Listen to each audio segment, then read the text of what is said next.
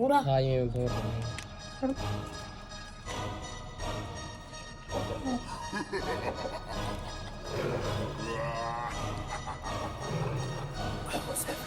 ਗੱਡੀ ਲੈਂਬਗੀਨੀ ਪੀਲੇ ਰੰਗ ਦੀ ਮੈਨੂੰ ਕਹਿੰਦੀ ਏ ਚਲਾਵੇ ਸਲੋਲੀ ਉਹ ਪਹਿਲੇ ਗੇਰ ਤੇ ਉਹ ਜਦੋਂ ਮੋੜਦੀ ਉਹ ਮੈਨੂੰ ਲੱਗਨੀ ਏ the one and only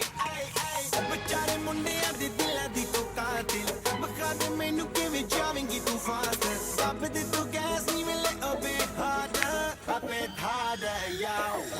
I'm a rider